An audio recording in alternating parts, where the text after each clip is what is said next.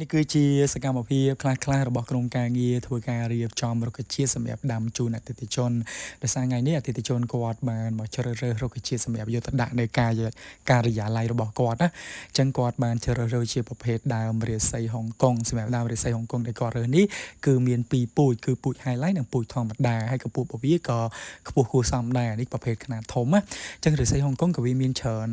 ខ្នាតហើយក៏មានច្រើនប្រភេទដែរហើយសម្រាប់រុក្ខជាតិបន្តដែលគាត់បានយកទៅបន្ថែមទៀតនេះគឺជាប្រភេទដើមតយ៉ង1.2 ម៉ែត្រមានតម្រង់រាងបែប bonsai ដំបូងឡើយគាត់ចង់ដាក់ដើមល្មើតាំងទេប៉ុន្តែគាត់គិតចុះគិតឡើងទៅគាត់ថាដាក់អានឹងទាំង3ហ្មងទៅកុំឲ្យគាត់ចង់ជ្រើសរើសយកប្រភេទដើមល្មើតាំងមួយដើមប៉ុន្តែដោយការសម្រេចចិត្តរបស់គាត់ប្រែប្រួលភ្លាមអញ្ចឹងក៏គាត់សម្រេចចិត្តយកដើមតយ៉ងប្រភេទ bonsai 1.2 ម៉ែត្រនេះ3ដើមតែម្ដងជាមួយនឹងការដាំរួចជាស្រេច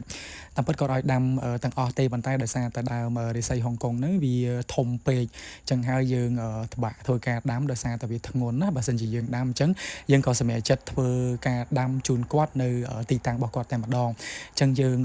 សម្រាប់ដើមតយ៉ងអញ្ចឹងយើងអាចធ្វើការដឹកជញ្ជូនស្រួលអញ្ចឹងយើងដាំមកហើយពីកន្លែងទៅហើយសម្រាប់តយ៉ងនេះគឺប្រើជាមួយនឹងប្រភេទធោមានជើងដាច់ប្រភេទធោនេះគឺវាស្រួលមែនតើយើងអាចប្រើជាប្រភេទមានជើងហើយអត់ជើងក៏បានដែរហ្នឹងយើងប្រើបានពីរ style ណាអញ្ចឹងបន្ទាប់ពីយើងធ្វើការដាំហើយយើងក៏រៀបចំគ្រួសជូនគាត់ទៀតសម្រាប់ដាក់ទៅលើដើមតយ៉ងហ្នឹងដើម្បីបន្ថែមនៅភាពស្រស់ស្អាតទៅលើដើមតយ៉ងហ្នឹងទី1កុំឲ្យវាឃើញដីទី2ដើម្បីបង្កើននៅ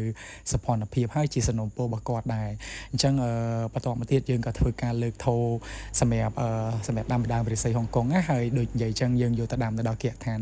របស់គាត់តែម្ដងអញ្ចឹងសម្រាប់អ្នកទាំងអស់គ្នាដែលចង់បានរុក្ខជាតិលម្អមិនថាតាមផ្ទះការិយាល័យខុនដូឬមួយក៏អគារអីផ្សេងអ្នកទាំងអស់គ្នាអាចតាក់ទងជាមួយស៊ុននគររាជបានយើងមានសេវាកម្មរៀបទៅដល់គេហដ្ឋានក៏ដូចជាទីកន្លែងតែម្ដងសម្រាប់តម្លៃវិញគឺទៅតាមរុក្ខជាតិទៅតាមប្រភេទសេវាកម្មនិងតាមចម្ងាយដែរអញ្ចឹងអាចសួរព័ត៌មានលម្អិតបានជាមួយនឹងស៊ុននគររាជយើងមានសេវាកម្មផ្សេងក៏ដូចជាលក់ទាំងផលិតផលមានទាំងសេវាកម្មរៀបជូនមានទាំងសេវាកម្មដឹកដល់